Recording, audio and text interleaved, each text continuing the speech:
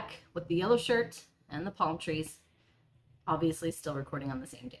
This one hopefully will be short, much shorter than the attorney declaration video, but it is the next step in our order of operations, step number 4, which is drafting your statement of facts. So each brief that you write has different sections, right? There's usually an introduction, tells the court, gives them like a little, it's like a teaser, like an opening statement, right? It's like, here's what's coming, here's what I'm going to tell you about, and here's what you're going to conclude.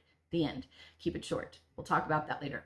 Second section is your statement of facts and procedural history, where you're going to get the court up to speed on what the facts are, what the procedural history has been, and all the stuff that is the foundation for the legal arguments you're about to make.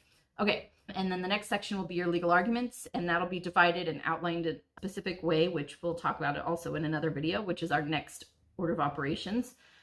And then you get to your conclusion. So there's basically 4 different parts. And then, you know, part 3 can be multiple different parts as well. So we're going to talk about part 2, which is the statement of facts. I always draft this first because by the time you're ready to draft any part of your brief, here's what you've done in the order of operations. You've made a vision for yourself. You've gone through every item of evidence you have. You've compiled it all into a factual statement in your fact worksheet. You've created the attorney declaration, so you know what number each fact is in your list of numbers. You know which exhibit it's in and where it's going to be within the attorney declaration. And you've been through everything at least once, maybe twice by now. So you know this stuff. And when it comes time to write that factual statement for the court, you're going to be ready. You're going to be flowing. It's going to be fun. You get to be creative. I always get super silly with it, and I'll write like, you know, I write movie quotes into it. I write swear words. I write whatever I want into the factual statement. I tell it with flair. And then, you know, later I go back and tone it down. But I like to get a little fun with it, like make writing interesting. So, but by the time you get here, you're ready. You know what to write. And then that creative juice that gets flowing gets you into the next parts of writing the brief as well. Okay, this section is very easy to write, right? Because you already have your fact statement and you already have your attorney declaration. So it's a lot of copy, paste into your statement of facts. When you do that, every time you paste, also either type in or copy your citation to the evidence that supports that fact, right? So if you're copying from your statement of facts that you say say your separate statement fact number 3, you're going to copy that and you're going to paste it in your statement of facts in the brief. And you're going to say, see separate statement fact number 3, plaintiff's separate statement fact number 3.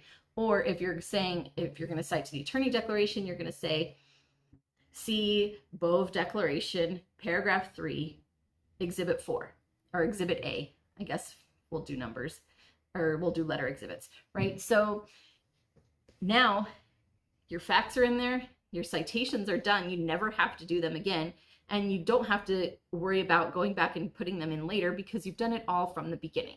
And this sets everything up really nicely for when you have to also talk about facts in your analysis down below. You can go pick and choose a lot easier, and it's already done up in your separate statement.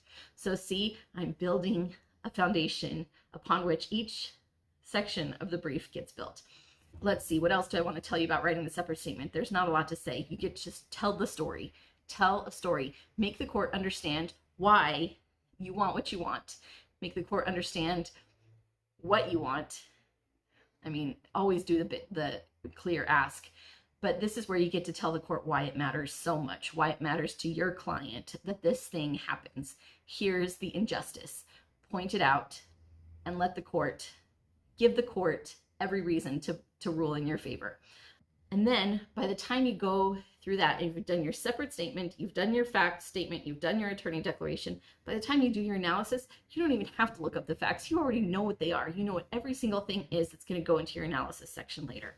So this is just hyping you up and getting you ready to just really start flying once you get into your legal analysis.